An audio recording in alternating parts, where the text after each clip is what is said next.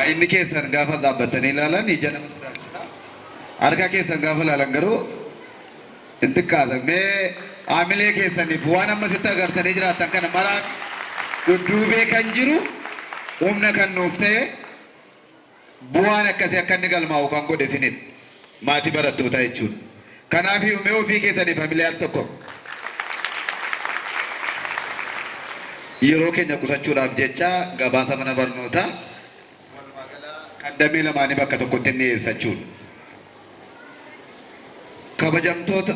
Kabajamoo obboleeyyaas Bantee miseensa boordii waliif waldaa aksiyoona barnootaa waliif kabajamoo obbo Imaanuweel Hojee miseensa manaajimentii waldaa aksiyoona barnootaa waliif kabajamtoota keessummoota waajjiraalee dhaabbilee adda addaa irraa affeeramtanii bakka kanatti argamtan kabajamtoota maatii barattoota keenya kabajamtoota barattoota keenya guyyaa irraa barnoota sadarkaa tokkoffaa duraa yookaan keejii irraa xumurtanii gara kutaa tokkoffaatti darbitan akkasumas hawaasa akaadaamii waliif hundi keessan sirna cufiinsa mana barnootaa bara barnoota 2022 2014 baga nagaan dhuftanii isiniin jechuun barbaada. Yooyaa baga nagaan dhuftan. Yeroo keenya wajjin deemuuf odeeffannoo magaggabaabduun isinii dhiyeessa. Hojiiwwan keenya wantoonni nuti hojjennu isin harka jira waan ta'e jiraateef uumaa bal'aasaa isiniif hin kaasachuu barbaade. Raagaawwan jiraatan akkuma isin beektaniif barattoota damee lamaanitti jechuu barbaadeen keejii tokko amma sadeffaatti barattoota 1,048 barsiisaa jirra. Kutaa tokkoffaa amma kutaa 8ffaatti barataa 1,137 walumaa gala barataa 2,185 akka damee Naqamteetti barsiisaa jirra jechuudha. Hojjettoota dhimma kana baruu barsiisuu geggeessuudhaaf barsiisota keejii irratti barsiisota 35 barsiisota kutaa 1,8ffaa barsiisota 42 hojjettoota deeggarsaa yookaan hojjettoota bulchiinsaa 32 waliigala hojjettoota 109 barsiisuu hojjetaa turre jechuudha. Kana keessatti barattoonni bara kanaa keejii sadaffaarraa yookaan immoo barnoota sadarkaa tokkoffaa duraarraa gara kutaa tokkoffaatti darbanii barattoota 242 akkasumas immoo barattoonni kutaa 8ffaa fudhatanii gara kutaa 9ffaatti qormaata fudhatanii jiraatan barattoota 73 jechuudha. Egaa magaalaa Naqamtee keessatti turtiin waggaa keenya waggaa arfeffaa keessa jira. Waliif waldaa aksiyoona barnootaa waliif waggaa 5 lakkoofsisuu malee akka magaalaa Naqamteetti waggaa 4 ta'uusaa isin hubachiisuun barbaada gamanumaan.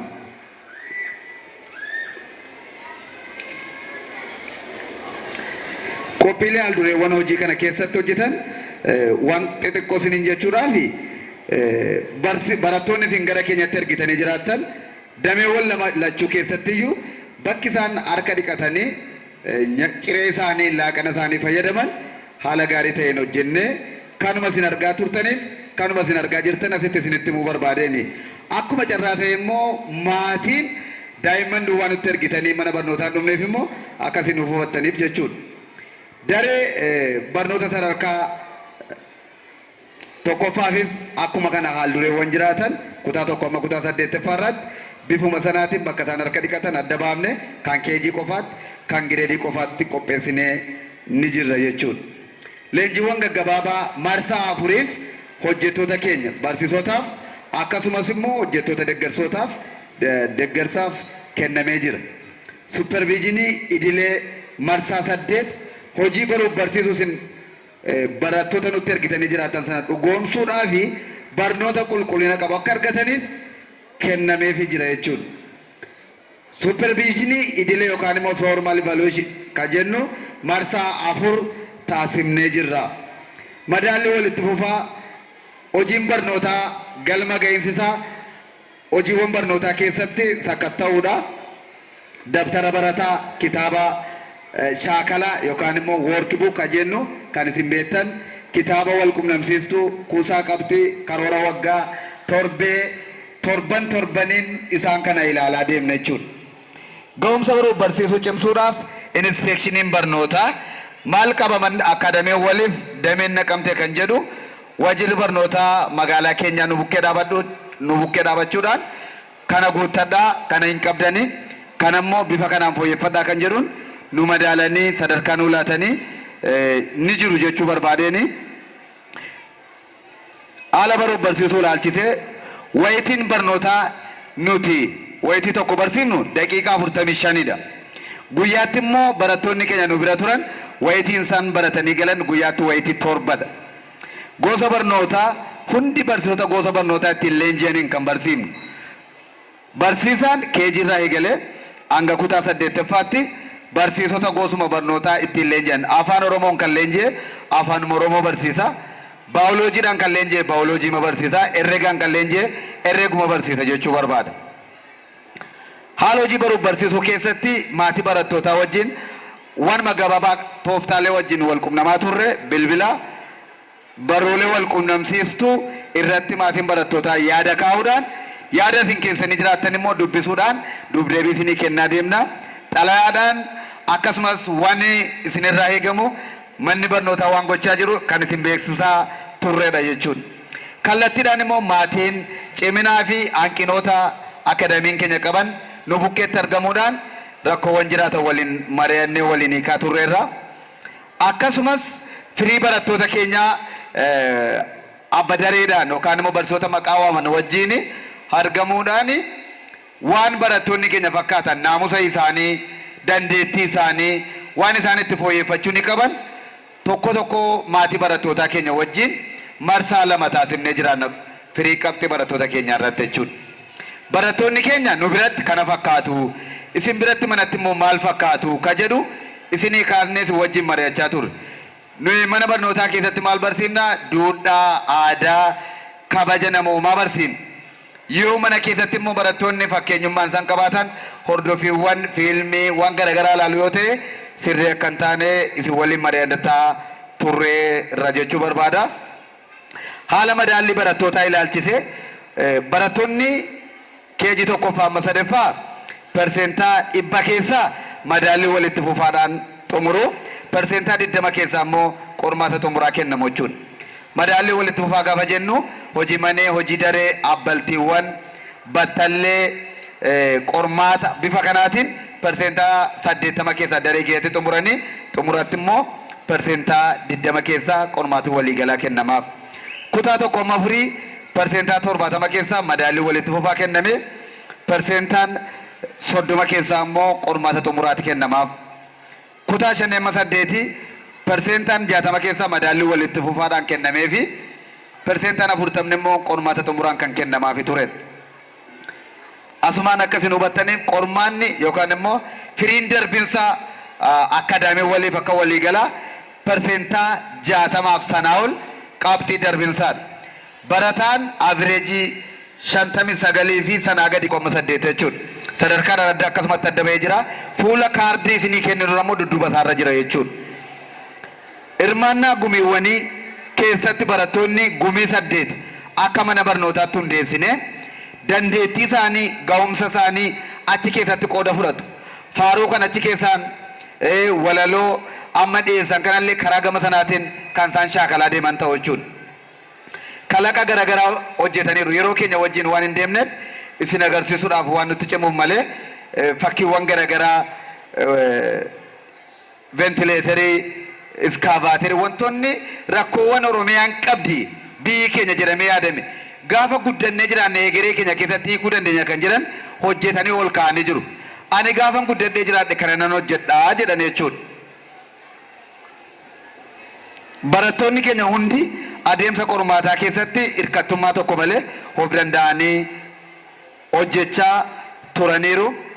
Mana maree barattootaa yookaan immoo seeneetii barattootaa ijoolleen itti gaafatamummaa isaanii akka isaan baraniif sirna gadaa keessatti ijoolleen kan isaan baran keessumaa gaammee irratti ijoolleen itti gaafatamummaa shaakalu gaafa gara itti gaafatamummaatti dhufan akka isaan hin rakkifneef.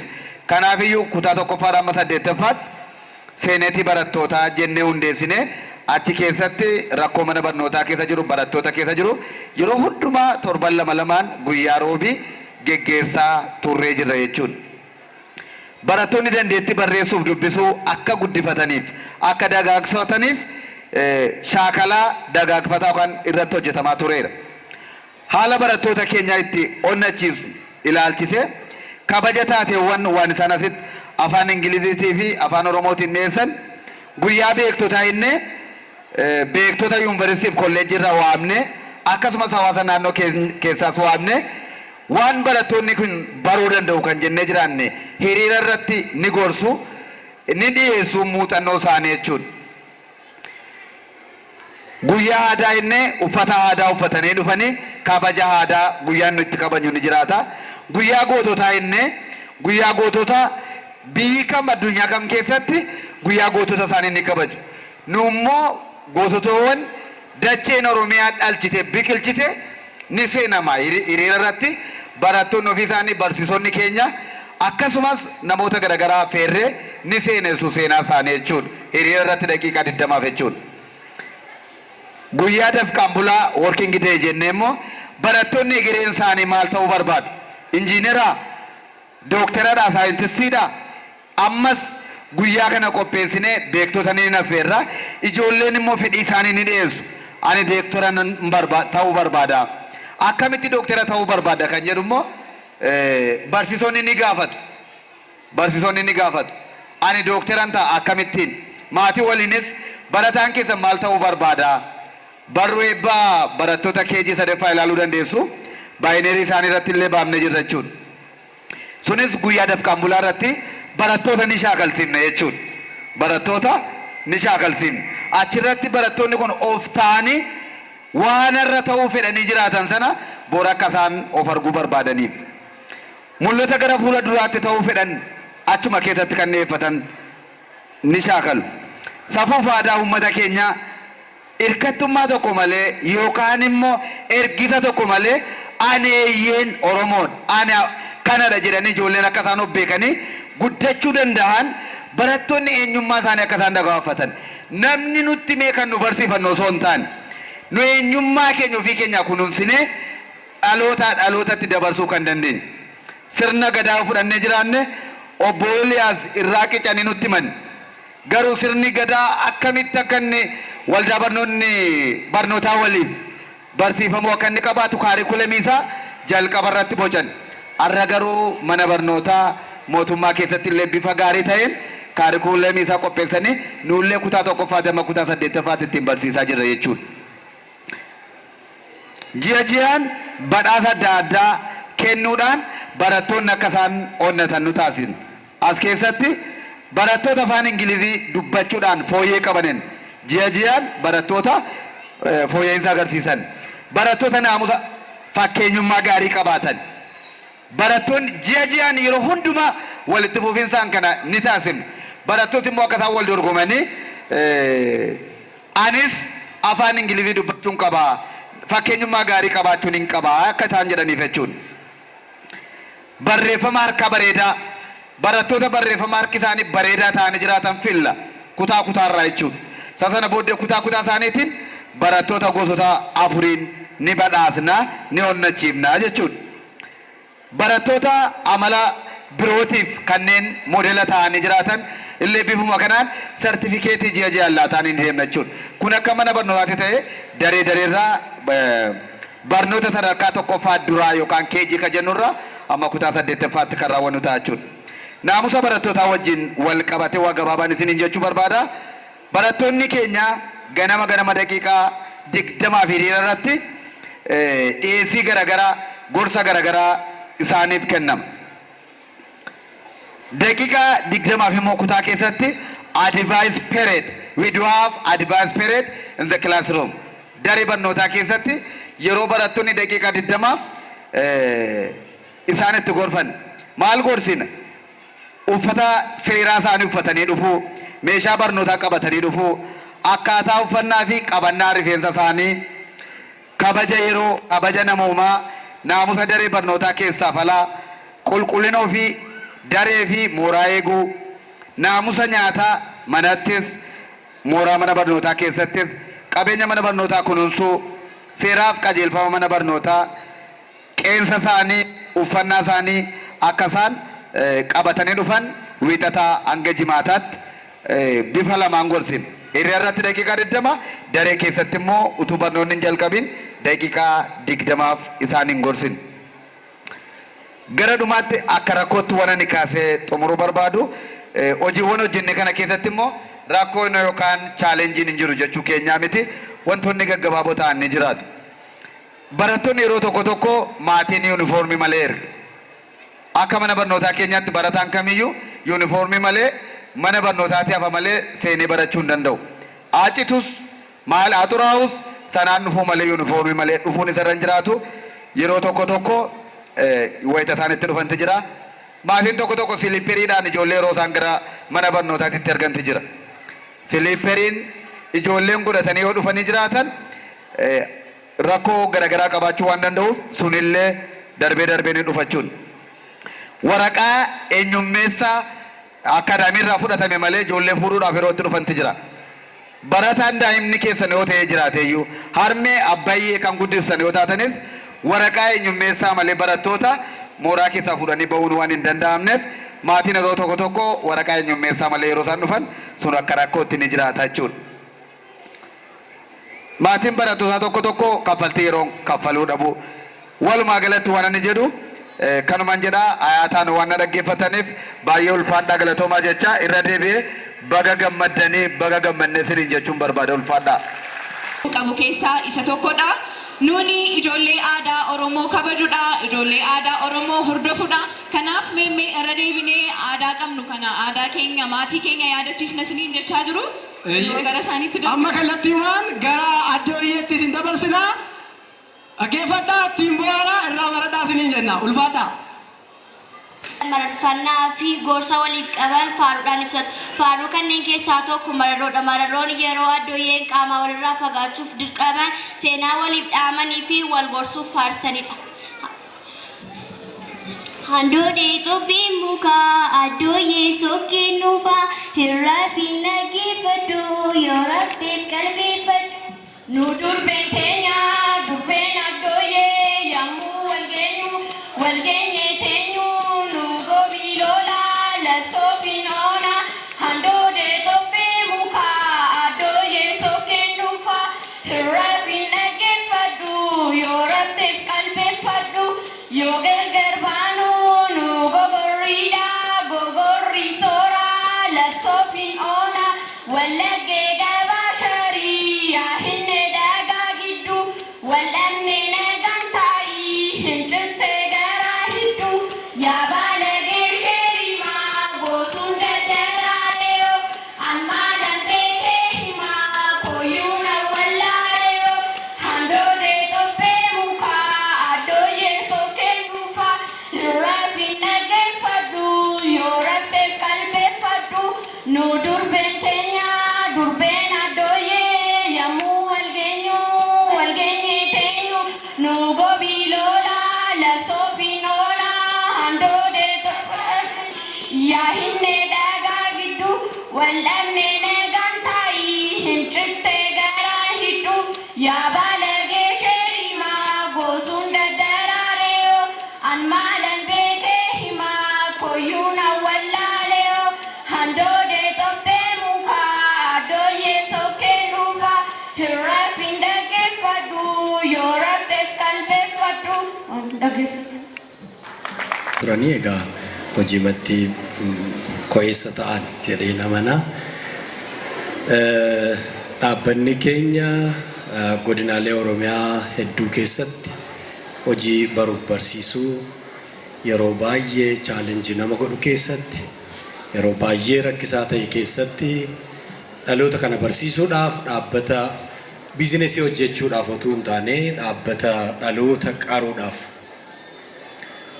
hundaa'edha. Sababii kanaaf sektarri mootummaa keessumaayyuu nutti dhiyoo kan jiru rakkoon keenya kan itti mul'atu, hanqinni keenya kan itti mul'atu, akkamittiin miilla fuudhu akka qabnu nu gorsuu nutti himuu warri danda'an sektaroonni mootummaa hundumti keessaniyyuu nu barbaachistu. Boodana sektaroonni hedduun akka dhuftan dhaga'eera. Obbo Tuulii Baayisaa hoogganaa waajjira barnootaa godina Wallagga Bahaatii isaan akkasii of gidduudhaa qabaachuun nuuf kabaja guddaadha, ulfina guddaadha. Sektoroonni mootummaa keessaa sektarri barnoota hoogganu asitti argamuun kabaja guddaadha nuufi kanaaf baay'ee isaan kabanya. Asumaan isaanitti waan hin dubbadhu booddee yeroon argadhu waan hin ta'eefi dhaabbanni keenya barsiisota ba'aa barsiisotaa qabdu waan ta'eefi barsiisota 500 ol akka isaan hojii argatan goonee akka isaan dhaloota qaraniif balbala banneefi jirra. Barsiisota 500 ol amma waggaa kanaatti jechuudha. Kana booddee garuu barsiisota hedduu akka qabaannu shakkii hin qabnu. Barataa 7,000 ol qabna. Barataa 7,000 ol qabnu keessaa barataa 2,280 ol magaalaa Naqqamtee keessa jiru. Isaan kun tola miti kan isaan barsiifatanii uummanni keenya kaffalatanii ijoollee isaanii barsiifachuudhaaf namoota of kennan akka ta'an kanumaan beekna. Keessumaa wanti wallagga jedhamu kun si'a baay'ee kaa inuma jenna hin binne miti keessatti uumamne waan ta'eef waan kan biraa arganne waan ta'eef miti waan ta'eef waaqatu nuu kenne waaqa nuu kenne hin galateeffannaa. Wallaggi kan itti qaanofnu miti. Wallagni yeroo tokko magaalota keessumaa magaalaa Finfinnee keessatti afaan Oromoo aksentiin keessan beekamaadha.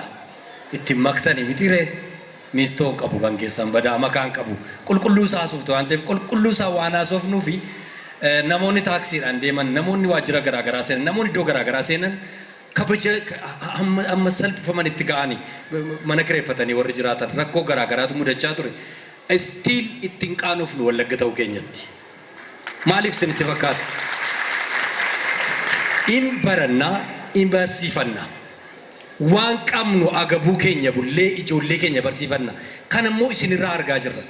Maatiin hamma kana baay'atan barattoonni hamma kana kaffalatanii magaalaa tokko keessatti barachuu jechuun waan salphaa miti. Kaffalatanii.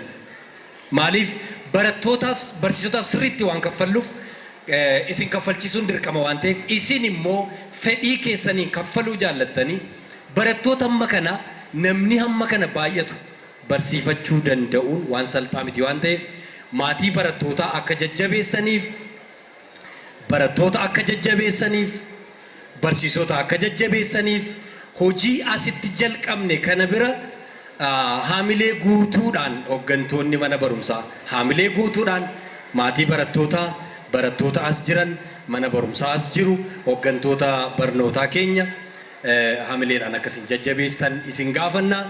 Asumaan nuyi hamma kana dhufneerra dhugaa dubbachuudhaaf obbo Tuuliin fa'aa walii fedha.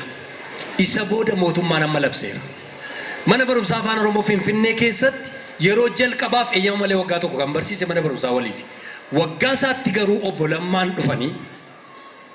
Lammaan dhufanii mana barumsaa Finfinnee keessatti mana barumsaa 12 bananii isa duwwaa mootuu hin taane manni barumsaa afaan Amaaraa har'a Finfinnee keessa jiru kilaasii afaan Oromoo qaba.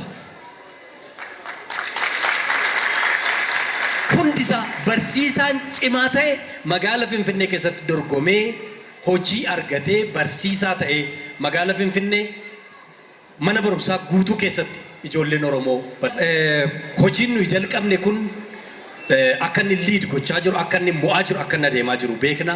Kanaaf obbo Tuuliin fa'aa kabajaan gara kanatti dhufanii waan mana barumsaa keenyaan jedhan akka isaan jedhan kabajaan naaf feeraanii haamilee nu kennaa fi haamileen keessan hin xiqqaata.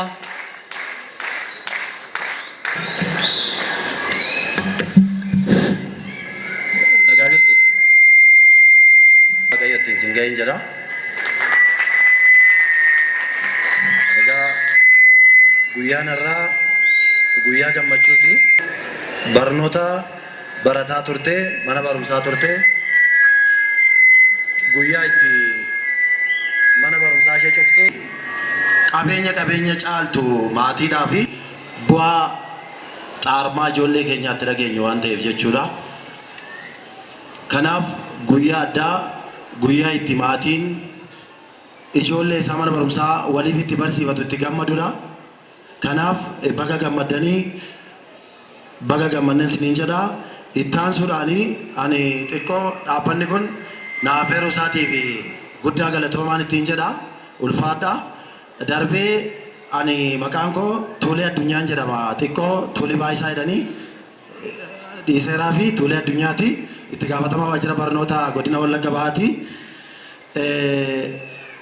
Egaa barnoota jechuun waa hundadha.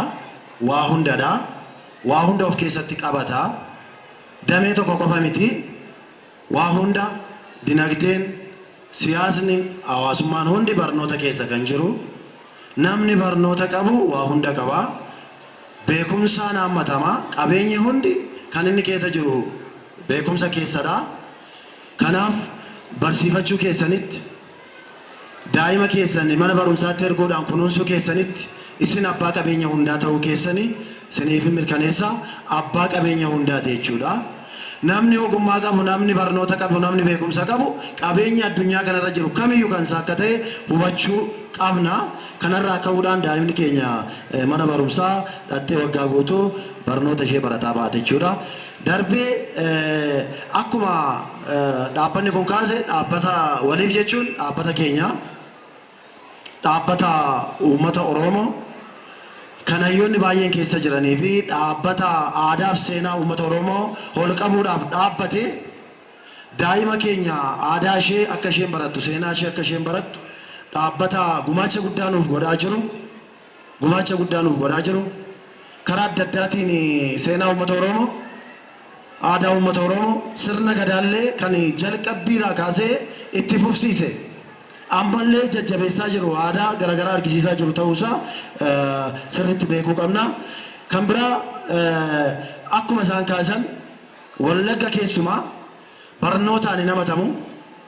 Hayyuun baay'een, beektonni baay'een kan keessaa maddan, kan keessaa argaman barnootaan jalqabbii bu'uura barnootaa akka ta'an hayyuun hedduun kan keessa madda hayyootaa ta'uu ishee seenaan isin kaasaa, dhaabbanni kunis kaasaa ture. Kanaaf har'allee yoo ilaaltan dhaabbanni kun barsiisota hedduu 500 ol kan of keessatti qabu, barattoota 7,000 sana ol ta'u kan of keessatti qabu, haammatee kan hojjechiisaa fi kunuunsaa jiru ta'uusaa gabaasa isaanii keessatti arginee jirra. Mana barumsaa dhuunfaa tokko keessatti daataan barataa amma kana keessa jiraachuu jechuun barsiisota keenya, hayyoota keenya carraa hojii uumuudhaan kunuunsuun isaanii galata guddaa isaaniif qabna. Buufanni isaanii gara tokkotti jira, yoo danda'ame gara magaalaa gadi siquudhaan seentarii barnoota isaanii illee dabalanii dheerina daa'imni keenya adeemtu hambisuu akka isaan danda'an akka asaayimentiitti kennaafi. Kan dhaabbanni kun dhaabbata dhugaaf taanaan oomisha gaarii oomishaa jiru jechuudha.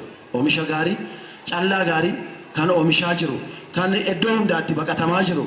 Da'oo daa'ima keenyaa hayyuu madda hayyoota akka ta'u sirriitti ilaallee kan oomishaa jiran ta'uu isaanii beekuu qabna. Kan dhaabbanni waliif dhaabbata keenya. Dhaabbata uummata Oromoo, seenaa uummata Oromoo babal'isaaf dagaaskaa jiru ta'uusaa sirriitti kan hubataa jiru ta'uusaati. Kan manni barumsaa bakka sooftiweerii dhala namaatti oomishan waan ta'eef, biheeviraalii akaadaamikaalii bakka itti dhalli namaa jijjiiramu, kaampaanii guddaa dhalli namaa keessatti qaramu, keessatti beekumsa gonfatuu fi argatu waan ta'eef mana barumsaa kana bukkee dhaabannee hawaasni itti tajaajilamaa jirru baadiyyaaf magaalaa akkasumas fagoof dhiyoo jirru dhaabbata kana bukkee dhaabbannee dhaabbata kana jajjabeessaa daa'ima keenya akka isaan kunuunsan. Even akkuma jedhan jalqaba ganamarraa kaasee amma galgalaatti waan isaan daa'ima keenya gonfachiisuudhaaf fuula isaaniirraa, uffata isaaniirraa kaasee keessoo isaanii barnootaan, amalaan akka isaan ga'ooman, akka isaan gochuudhaaf kunuunsa isaan godhan gabaasa isaaniirraa qofa otoo hin taane hordoffii qabnuunis hordofaa waan jirruuf dhaabbata hojii gaarii, bu'aa gaarii buusaa jiru ta'uu isaanii ilaallee jirra jechuudha. Kanaaf nuyis akka mootummaatti bukkee dhaabannee dhaabbata kana hojii gaarii hojjetaa jiru waan ta'eef jajjabeessuudhaan kunuunsuudhaan kaarikuleemii mootummaa immoo of keessatti hammatanii kaarikuleemii mootummaa giddu galeeffatanii kaayyoof tarsiimoo istiraateejii barnootaa lafa qabsiisuudhaan akka isaan hojjetaniif duukaa taanee hojjechuu waadaa ni gallaa fi kanaaf dhaabbata kanaan naafeeruu keessaniinis hojii gaarii hojjechuu keessanis guddaa galatoomaa ulfaadhaa jajjabaadhaa daa'ima keenya nu guddisaa nu si wajjin jirran jedha nagaan haa ta'a. Barattoota KG3 haasawa afaan Ingilizii yerootti dhageenyu ta'a jechuudha. Kanaaf barattoota kana asitti naaf affeeru.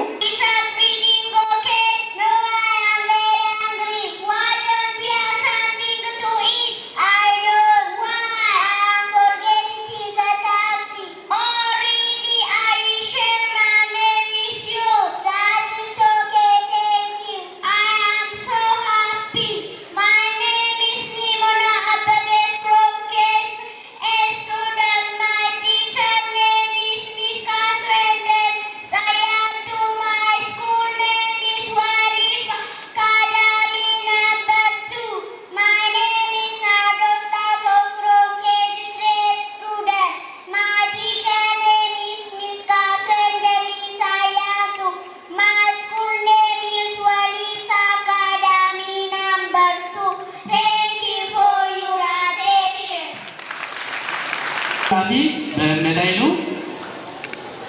I am fine. My name is Mehdi. Which class I am in K3 class. Oh really? I am in the same class. Okay. Can I be your friend? Sure. Thank you. You are welcome. Thank you for your attention. Baratu Shalom ilmo ofin ibsadetti baratu Shalom yazu kedi walirati.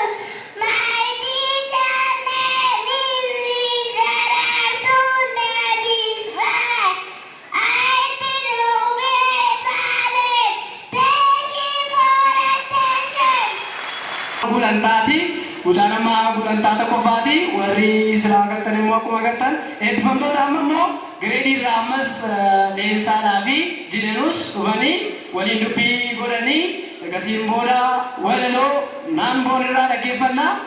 Kanaaf ammayyuu qophiin itti aanee jirus qophii baay'ee hawwataadha waan ta'eef abdiidhaan eeggadhaa.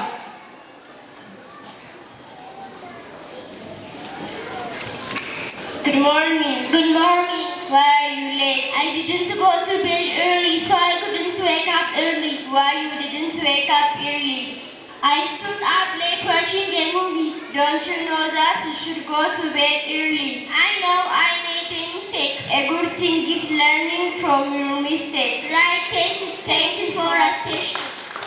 Nafisa Grogo Family Afani Talisa Matare Walaloko Tokuma Nuti Ko Milanga Morma Adam Pagatani Hintaina Orma Adam Pagatani Hintaina Orma Walot Salatu Walaka Dijima Lamni Kedabako Indicate Nafnima Lamni Kedabako Indicate Nafnima Harget Yotate Asio Kambale and when Tati Suganda Godi Lale and when Tati Suganda Godi Lale Rana Tiguti Madakali Shawa Nafis Korita Wanti Sinif Dawa Papa Daun Papa Adan Wahiruni Nafis Pia Koti Bedele Biluni Nafis Pia Koti Bedele Biluni Kutana Dabane Hindandam Ela Ebuke Koti Beli Kesaf Bela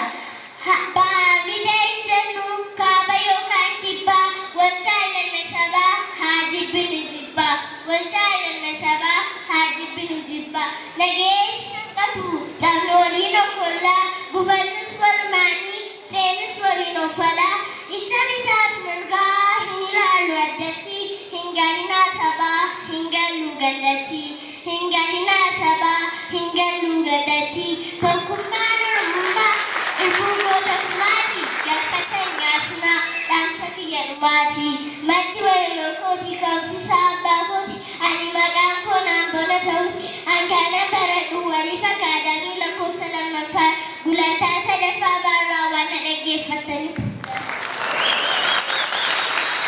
Amilee kennaafi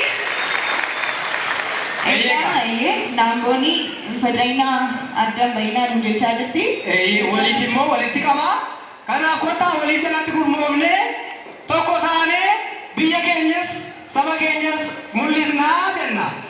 Barsiisa akkasumas ijoolleen ammaas ba'anii walaloosa ta'uu diyaaloogii afaan Ingiliffaatiin illee haa ta'u wanta garaagaraa dhiyeessaa turanii barattoota kana qofaa miti barattoota baay'ee qabna isiniin jenneerra waliif ijoollee akkasii baay'ee oomishaati jira kanaaf meemmee dabalaati hamilee guddaa nu kenna. Hamilee. Egaa kanatti aansuudhaaf qophii qabna. Barattoonni kun iddoo nuu qabatu. Shubbisatu jira waan ta'eef gaafa warri shubbisuu barbaadan kaatanii dhugaa shubbisuu dandeessan jechuudha. Garuu wanta asirratti dhaabnu wanti gochaa jirru kun aadaa safuu Oromoo mul'isuudha. Kanaaf jechadha malee wantichi dharraa ta'e naan miti garuu Oromoodhaaf immoo aadaansaa dharraadha. Aadaansaa yoomiyyuu aadaadha waan ta'eef waliif immoo kana mul'isa ulfaadhaa galatooma. Egaa godinaalee Oromiyaa hunduma keessa deemnee yaadaanii maatii keenya mee isaan ilaalchisnaa amma immoo dhaqanii yaadaan aadaa godinaalee Oromiyaa hundumtiyyuu qabu yaadaan daawwatanii isinii dachaa jiru barattoonni keessanii hamileedhaan gara waltajjiitti nu simata. Seenaa.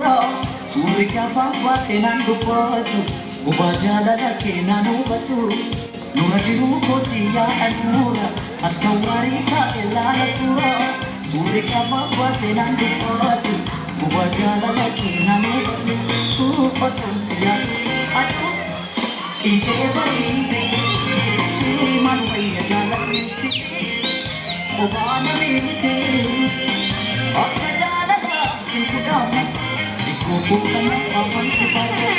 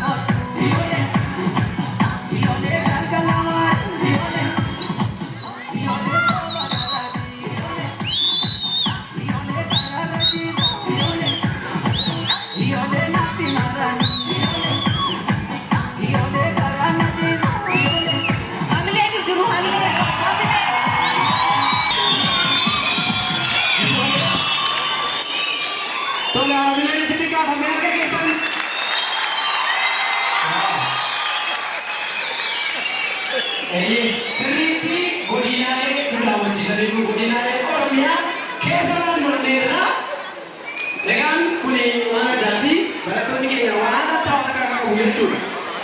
Egaa maatiin keenya akka turanii manatti iyyuu gargaaruu hin dandeenye qophiin keenya baay'ee bareedaa waan ta'eef kanatti aansuudhaan sagantaan keenya xumuramee jira beeksisa. Kanatti aansuudhaan immoo beeksisa karaa mana barumsaa jiru dhageenye sirna eeggachaa jirtan ergasii booda walaloota gurgina keenyaan booda sirna sirriitti eeggachaa jirtan sirna kanaasatti dabarra jechuudha. Amma garuu beeksisa barsiisaa Taamnuu Sirreessaa Daayireektara Akkaadaamii waliin Naqamtee lakkoofsa tokkoffaa gara isaanii turaameera. Jamtoota maatii barattoota keejii sadaffaa kabajamtoota barattoota akkaadaamii waliif damee Naqamtee hundumaan baga guyyaa gammachuu har'aa geessan jechuun barbaada.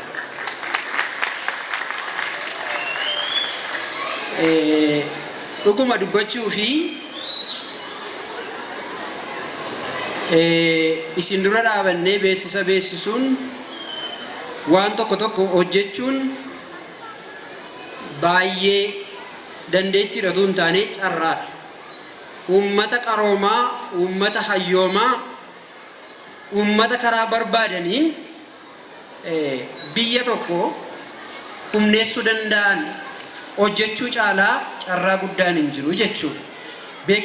Beekumsa keenya qofa osoo hin taane carraa guddaa waan ta'eef gammachuu guddaadhaan beeksisa kana yeroo beeksisu natti dhaga'ama. Kanatti aansuudhaan waan baay'ee yoo dubbanne miira keessa galla waan ta'eef amma akka waliigalaatti akka manneetii barnootaa keenya lamaan damee lamaanitti beeksisa jiru. Beeksisa gabaabaan isin beeksisaa baay'ee ta'aa turte waan ta'eef inni beeksisi keenya inni jalqabaa maree maatiin barattootaa barbaachisaa ta'ee waan argamuuf karoora bara barnootaa itti aanuuf mareen keessan waan nu barbaachisuuf torbanarraa geggeessinaa akka bakkaatti galma mana barumsaa sadarkaa lammaffaatti qabannee jirra. Tarii bilbilli daayirektera isaa nu ba'aan jiru. Sagantaan jijjiirraa yoo jiraate gaafa kaardiin dafinoodha waan ta'u guyyaa sana isin beeksifna. Torbanarraa maatiin barataa hundumtuu argee yaada isaa nuu qoodaa yaada nu bira jiru qooddataa wali beeksisi gaggabaabaan qabnu kanuma gamanumaan waamicha keenya immoo kabajanii waan dhuftaniif galata harkadhaa jechuun barbaada. Amma sirra deebi'ee hojiitisi yeroon galmee idilee walgahii sana booddee kan isin beeksifnu ta'a. Walgahii sana booddee kan isin beeksifnu ta'a. Yeroon barnoota gannaa galmeen facaasaadha jedheera. Adoolessa 11 hanga agayya 13 ta'a jechuudha. Kana beektanii barattoota keessan akka fiddan jennaa.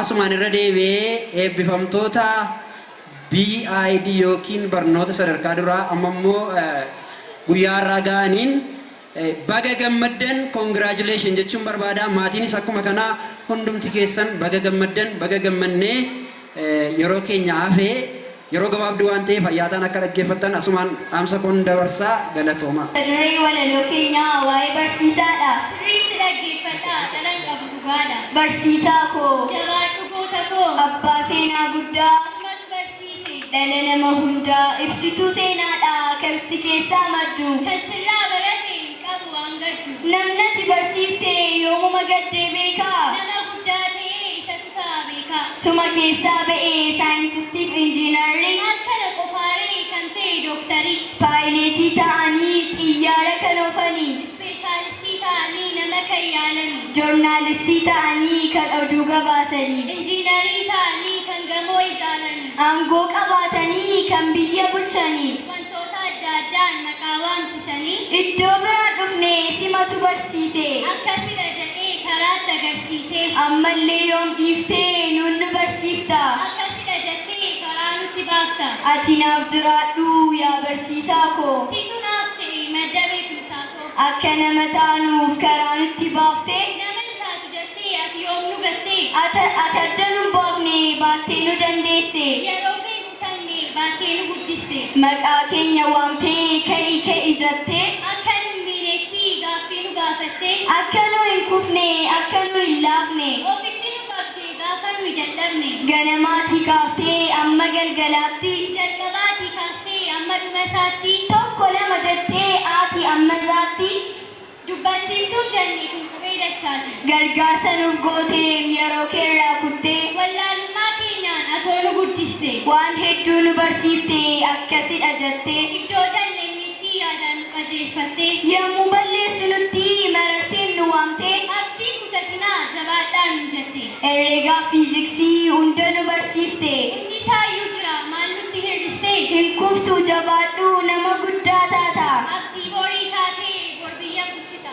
jettee nu jajjabeessita humni keenya yoo laafe Yoom dubbannee fixnee kan kee kun nutti hafe. baayoloojii keessatti waa'ee bineeldotaa Keemistirii keessattis waa'ee elementootaa. afaan oromoo keessatti keeyyata kun jettee Afaan Ingiliffaan seenteesiidha jettee. gadaa kana keessatti waa'ee daa'immanii Maal kana qofaaree waa'ee federeeshinii. herrega keessattis waa'ee qoyyobootaa Hawaasa keessatti waa'ee nabiyyootaa. ispookaniidhaanii akkan afaan baru Giraamarii keessatti akkan teessota baru. kana hunda nuuf gootee yoom dubbannee fixne Ifatti nu baastee dukkana keenya haftee. maaliin nuuf deebi'aa oolmaan kee kun hundi Ilmaan keenya haftee nu jetteen gammadi. maaluma yoo goonee gatii kee deebisnaa Jabaannee barannee garaa kee ciibsina. maaluma yoo goonee gatii kee deebifnaa Jabaannee barannee garaa kee ciibsina. kan kana qopheesse ana feenata lamuu fi Ana fi banaa Biljalii. kutaa torbaffaabaa waliif akkaadaamii damee Naqqamtee lakkoofsa 2 gaagurra abbaa damee maaliif damma dhabee Walaloon keenya irraa maaliif harka dabee? Garuu dhaggeeffatu. Egaa sirni isin akka addaatti eeggachaa jirtan sirni Badhaasa barattootaas ta'e kan maatii. badhaasa barattootaa maatii koree gamtaa maatii barattootaa amma yeroo itti adeemsifamu ta'a jechuudha. Kanaaf akkuma beekamu gaa barattoonni keenya qabxii gurguddaa fidanii yeroo itti badhaafamanidha. Maatiin immoo tumsa guddaa barattoota isaanii godhanii warri sirriitti jedhamanii calalamanii kan jiran baay'ee hundumti keessan maatiin barattoota keenyaa jajjaboodha wanta isinirraa eegamu barattoota keessaniif baatutaniittu garuu namni gaamuma isaatti sadarkeessuun wal sadarkeessuun gatii jiruu fi yeroo itti badhaasu ta'a jechuudha. Amma badhaasni ta'u amma badhaasa barattoota gulantaati yookiin keejiidha. Obbo Tasfaadhaa fi obbo Tulii Addunyaa gara waltajjiitti nuuf affeertu isaan dhufanii barattoota kanaaf badhaasa nu kennu gara waltajjiitti haamileedhaan isaa kana nuuf himata. Mooneerraa Abiyoot 97 fiduudhaan tokkoffaa baateetti Mooneerraa Abiyoot hamileedhaan gara waltajjiitti ni simata.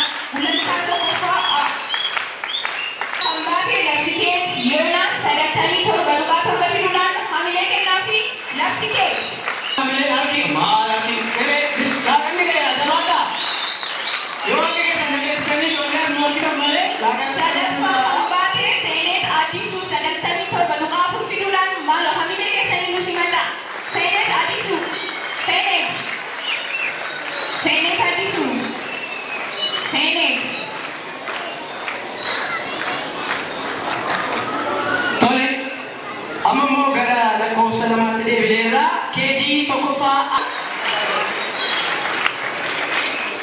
sadaffaa kan bahe yookiin kan baate qabxii 99 tuqaa 39 fiduudhaan yaadannoo dabala.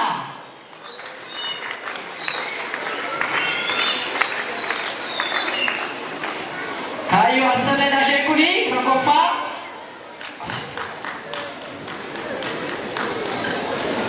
Oleh barsiisonni keejii warri achirraa qindeessaa jettan barattoota kanaa daddattanii nu dabarsitu. Tole lakkoofsa tokkoffaarraa ammas gulantaa tokkoffaa baarraa Nabiyyuu Eeliyaas 99 tuqaa torba fiduudhaan tokkoffaa ba'ee jira. Nabiyyuu Eeliyaas. Nabiyyuu Eeliyaas 99 tuqaa torba fiduudhaan tokkoffaa ba'ee jira. Nabiyyuu Eeliyaas tokkoffaa. Nabiyyuu Eeliyaas tokkoffaa.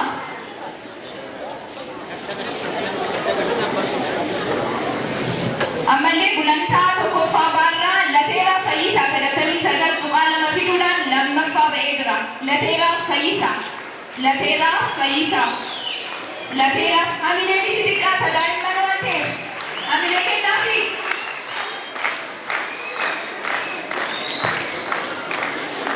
Gulantaa tokkoffaa baarraa qabxii 99 fiduudhaan Nadhii Wayyeessaa sadaffaa baateetti. Nadhii Wayyeessaa dhaloota jirti. Nadhii Maali amaleeno ijoolleeno deemuu dadhabanii amalee keessa dabali. Nadhii Wayyeessaa. Tole keejii tokkoffaa baarraa qabxii 99 tuqaa 5 fiduun tokkoffaa kan bahe Lattuu Nikaatu. Amreetii 99 tuqaa 02 fiduudhaan lammaffaa kan baate Kennaageet Kaasaa'e.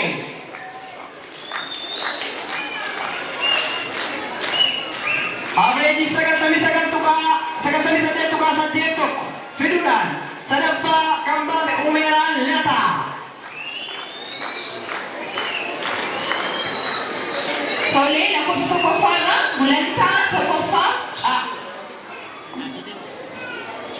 Mirgisan Isheetu 99 fiduudhaan tokkoffaa ba'ee jira. Mirgisan Isheetu gulantaa tokkoffaa caarraa. Mirgisan Isheetu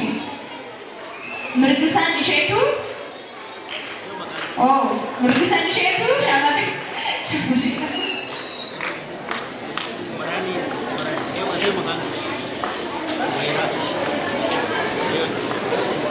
Mirgisan Isheetu mana barumsaa lakkoofsa tokkoffaarraa gulantaa tokkoffaa caa. Mirgisan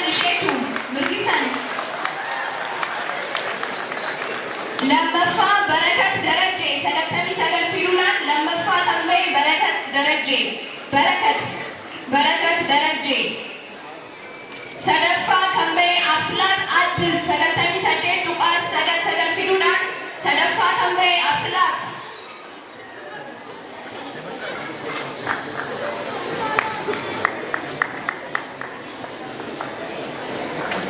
Oke, ittaansuudhaan immoo keejii tokkoffaa caarraa abireeji 99 tuqaa 1 fiduudhaan tokkoffaa kan baate Martikeet Abtaamu.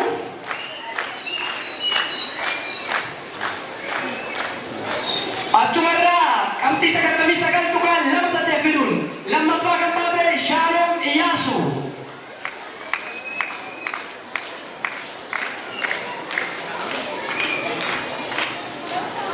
Sadaffaa kan baate qabxii 99 tuqaa 2 fiduudhaan Ribqaa Taakkale.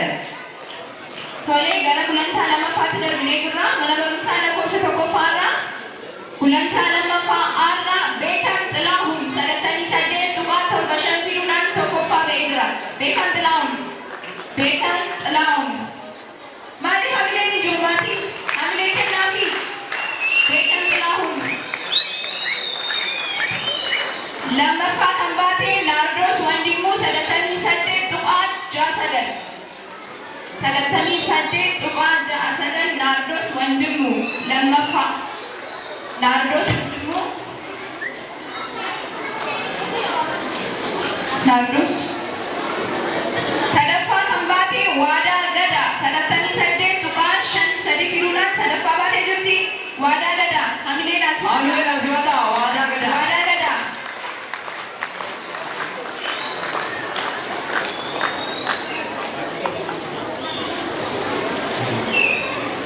Tole, gara lakkoofsa lamaatti deebiin irraa keejii lammaffaa irraa tokkoffaa kan baate Daraartuu Damisee Afreejii 99.7 fiduudhaan.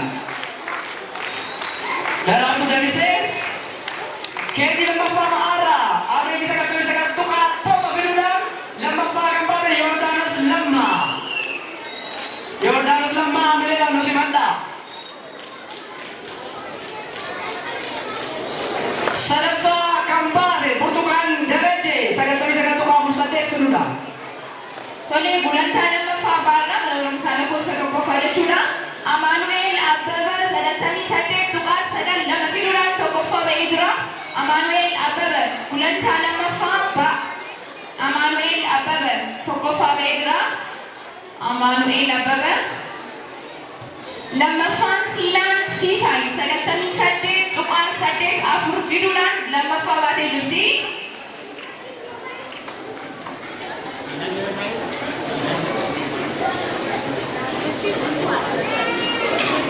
Sadaffaa kan ba'e Antiif Jambaree 98.5 fiduudhaan sadaffaa baatee jirti. Antiif Jambaree sadaffaa. Tole, keejii lammaffaa ba'a lakkoofsa lamarraa tokkoffaa kan baate Afreejii 99.3 fiduun Liyaa Geetinnat. Hamileedhaan simadhaa kaa Liyaa Geetinnat. Keejii lammaffaa baarraa qabxii 99.2 fiduun lammaffaa kan ba'e Jireenyaa Taammiruu.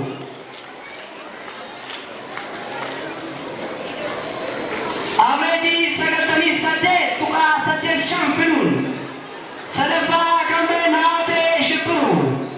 Naatee Shibbiruu.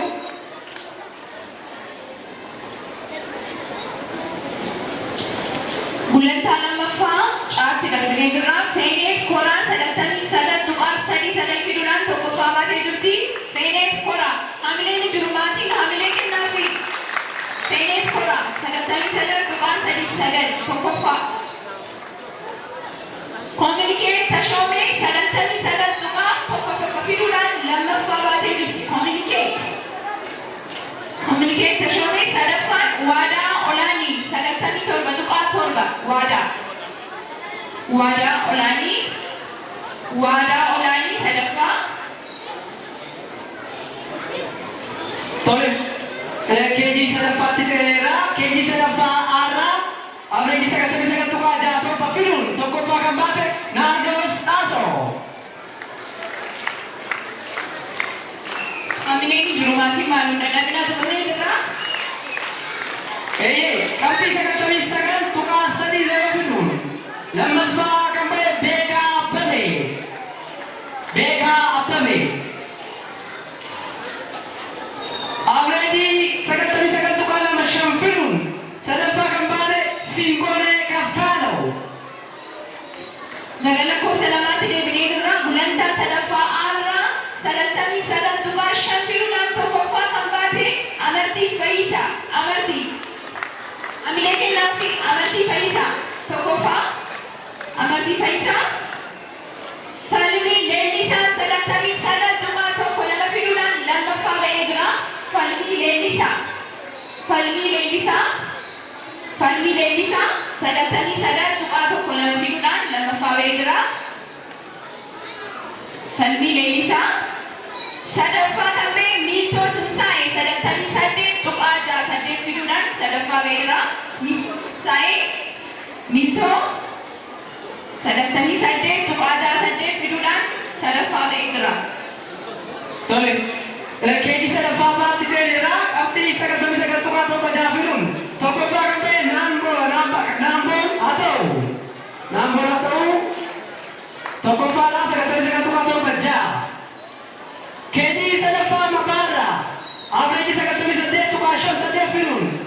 lammaffaa kan baate Hawwii Tasfaayee. Maatii hamileeruu kennaa fi hamileen jiru ijoollee beekuu dadhabaniiru. Averejii 98.27 fiduun sadaffaa kan baate Siifaan Jiineerus. Garuu hamilee keessan hin jiru, amma dadhabaa jira hamilee keessan dhabee.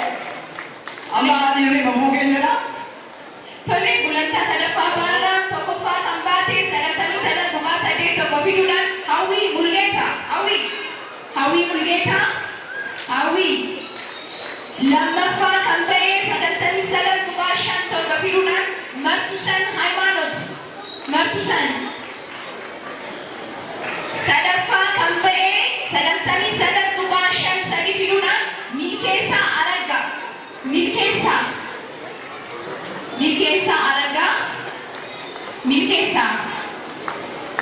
Milkeessaa Araggaa.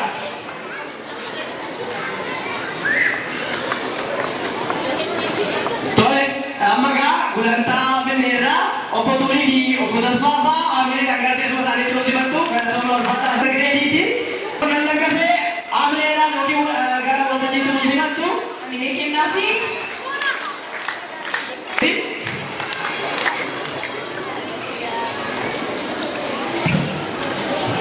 kutaatti dabareera.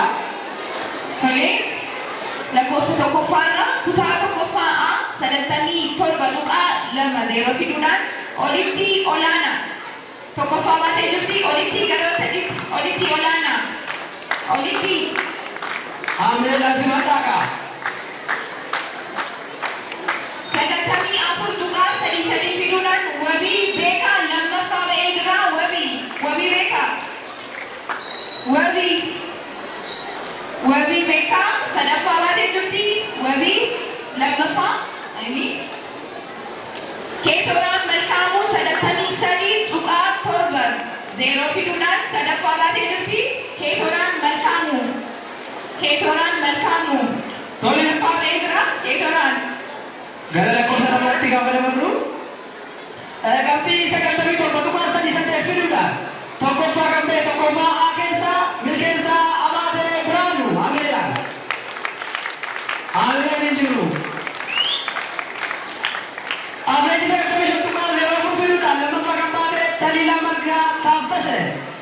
Maatii maaloo hamilee kennaa fi daa'immaniif hamilee itti kennaa Hamilee keessa hin jiru.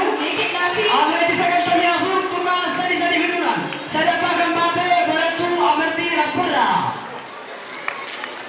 Tole lakkoofsa lammaffaarraa kutaa tokkoffaa B Bohaartuu Taaddala 97 fiduudhaan tokkoffaa baatee jirti. Bohaartuu Taaddala.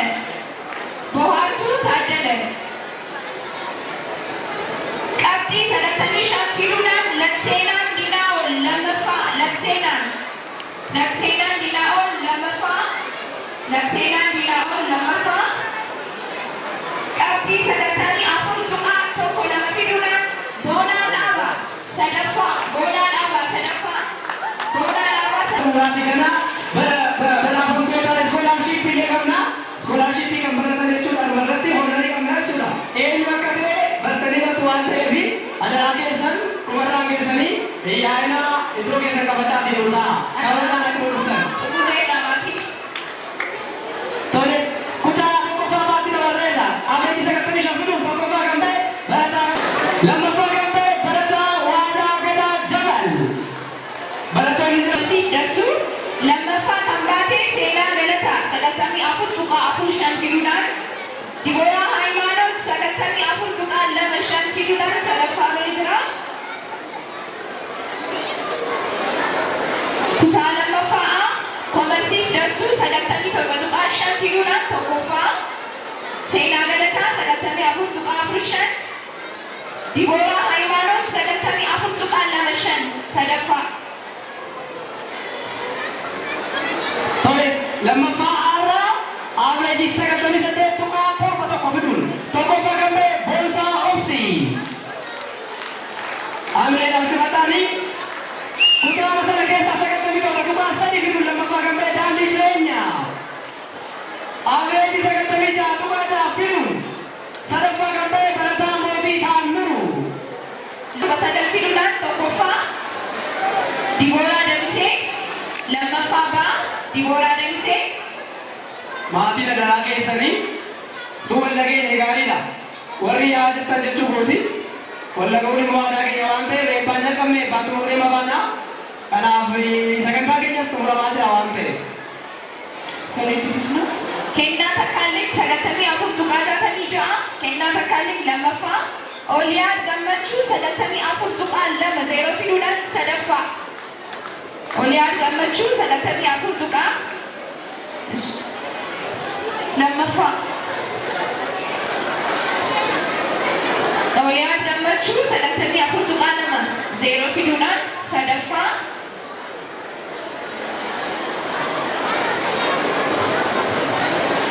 Tole amma gara kutaa sadaffaatti ceeneerra. Average 97.41 fiduudhaan qaroomtuu Darajee tokkoffaadha. Amileedhaan sifadha. Average 94.91 fiduudhaan lammaffaa hundumaa Gammachuu. Akkasumas average 93.95 fiduudhaan sadaffaa gammaadee Simboo Tasfaayee.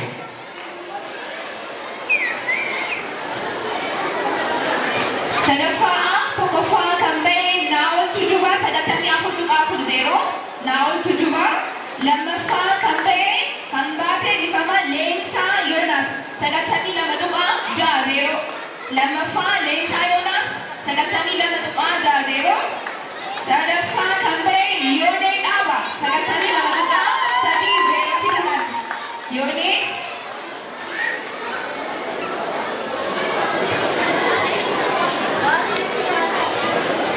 Sadaffaa Baarraa tokkoffaa kan ba'e Marsimoo Addunyaa 97.70 fiduudhaan.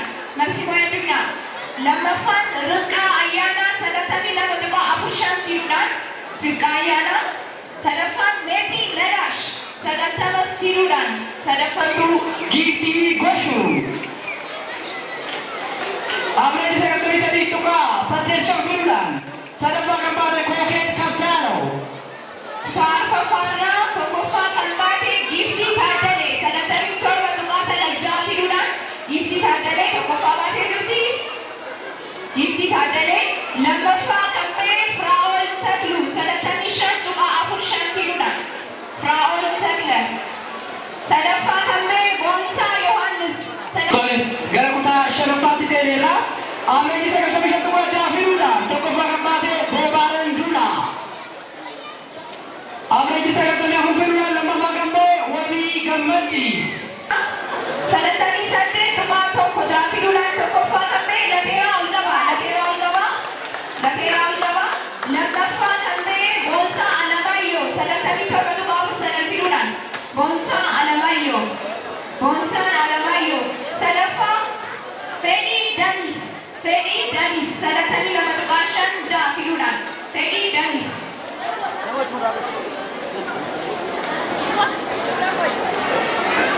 Tole gara kutaa jahaffaatti ceeneerra. Average 97.37 fiduudhaan tokkoffaa gammaadee kutaa jahaffaadha. Meetii Abtaamuu. Meetii Abtaamuu 94 Addunyaa. Tole lakkoofsa lammaffaarraa kutaa jahaffaa tokkoffaa kan baate Yemisiraach Xannaa 98 fiduudhaan tokkoffaa baatee jirti. Yemisiraach. Lammaffaa kan ba'e Boonsaa Tujubaa 97.12 fiduudhaan. Sadaffaa kan ba'e kutaa torbaffaa keessaa Yoosef Daawit.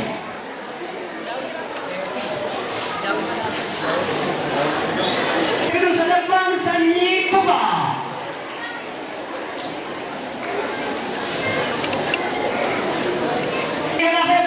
Tukaan jaha fiduudhaan tokkoffaa kan baate Keenet Balaay. Hamilee kennaa fi hamilee xixiqqaa ta'an.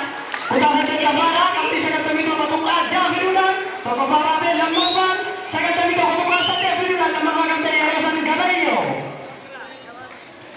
Sadaffaa 91.5 fiduudhaan sadaffaa kan baate barattuu Simboo Maammoo.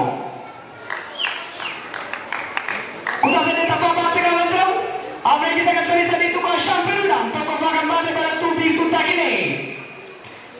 93.3 fiduudhaan lammaffaa kan baate barattuu Siifan Mogannan. 91.8 fiduudhaan sadaffaa kan ba'e barataa Damee Jireenyaa. Hamilee kennaa fi maatii hamilee birreerraa Hamilee kennaafi.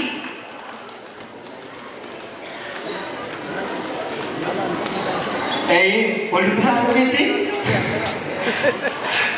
Mucaa isaaniiti. Koree gamtaa maatii barattootaati. Isheen 93 fiduudhaan lammaffaa baate Siifan Mogammin jedhamti. Baay'ee namatti tola.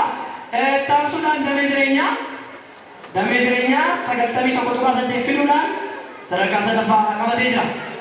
Tole, kana taasisuudhaan immoo keessummoota keenya iddoo kanatti wajjin dadhabaa oolanii Amileedhaan obbo Eeliyaas Bantii fi Imaanu'eel hojii ta'uu dhiifama isin gaafachaa isaaniin gara waltajjiitti nuuf affeertu. Mr. Eeliyaas Bantii fi Mr. Imaanu'eel hojii Amileedhaan gara waltajjiitti nuuf simadhaa. Amileedhaan nuuf simadhaa.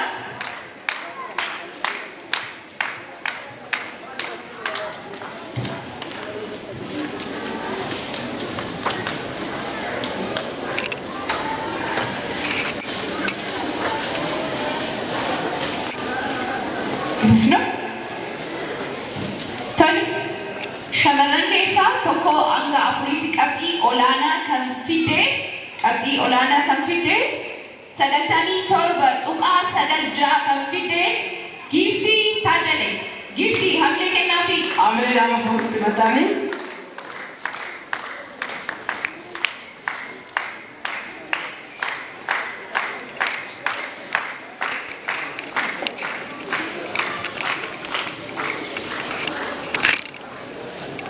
Okay, warra dhiiraa keessaa 98.1 fiduudhaan qabxii olaanaa fiduudhaan tokkoffaa warra dhiiraa keessaa Lateeraa ol qaba. Qabxii kanaa jechuudha. Nama warra madaafaman shamarran qabxii olaanaa fidanidha. Taasisuudhaan immoo akka waliigalaatti warra qabxii olaanaa fidan jechuudha. Tole, akka mana barumsaa lakkoofsa lamaatti immoo qabxii 97.4 fiduudhaan tokkoffaa qabatee kan jirtu barattuu Qaroomtuu Darajjee. Kutaa tokko hanga afuriiti.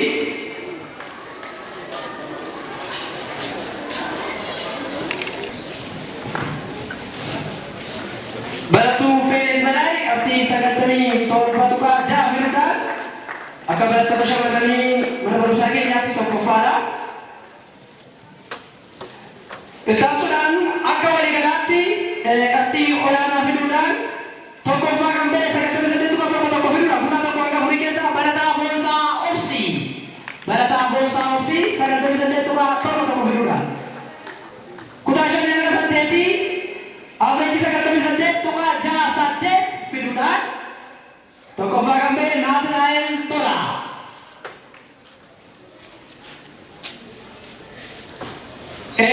Boonsaa Obsii barataa kuni average 98.1 fiduudhaan akka mana barumsaa keenyaatti hojii bara kanaaf yookiin iskoolaashippiin isaaf kan kennamu ta'a jechuudha. Akka tola baratu jechuudha inni immoo 5 hanga 8tti qabxii 98.68 fiduudhaan isa taasise lammaffaadha. Kanaan kan xumure yoo ta'e kan taasisuudhaan immoo sirna badhaasaa kan maatii. Okay. Itaansuudhaan ammallee barattoota shamarranii keessaa qabxii olaanaa waliigalaa. Kuni qabxii olaanaa isa waliigalaati. Giiftii Taaddalee 97.9 fiduudhaan. Giiftii Taaddalee 97.9 fiduudhaan ammallee Giiftii toorana jirti.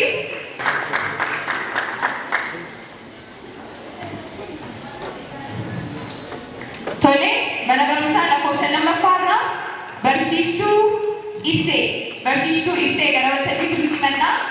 Barsiistuu Ibsee. Warroonni badhaafamaa jiran kun barsiisota reediirra yookaan immoo tokko hanga 5% jechuudha. Garuu ammoo kan barattootaa waliin maamillee barsiisotaa moo? Ibsee reediirraa waama. Lakkoofsa lammaffaarraa barsiistuu Haasach Geediyoon. Barsiistuu Haasach Faabilee Kennaafi. Barsiistuu Haasach.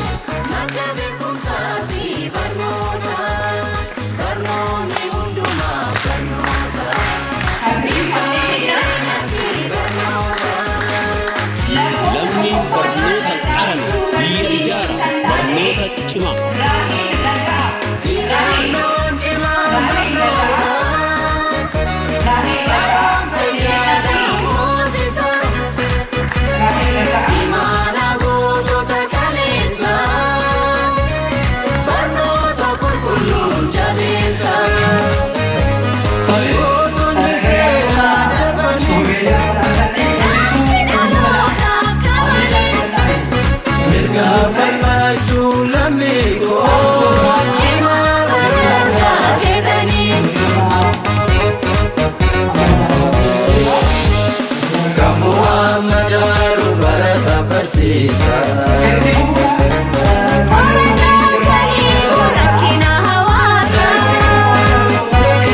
Beekumsaan ijaa'e kan lammii jijjiire.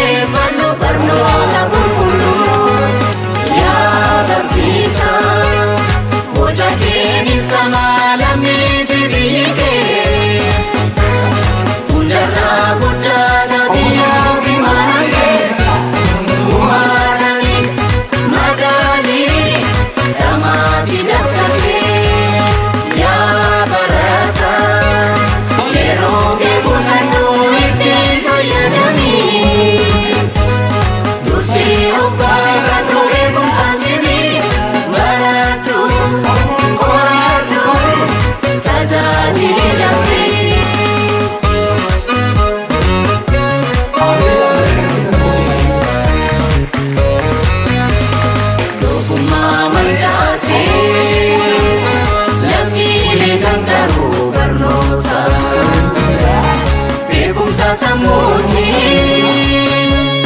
Gambia ijaru barnota Karo manjiratu barnota Madda beekumsaati barnota Barnoonni hundumaaf barnota Ibsa jireenyaati barnota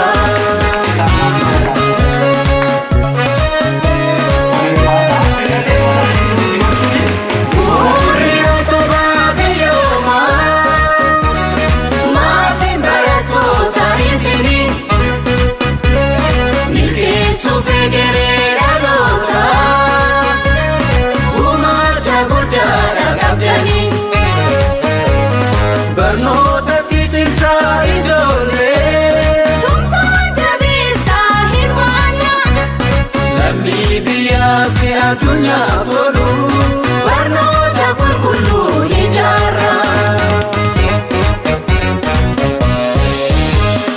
Uumama dachirraa sirnaan qoratanii Kan gumaachanii kalaqa isaanii Kan of waamsisanii addunyaa gubbaatti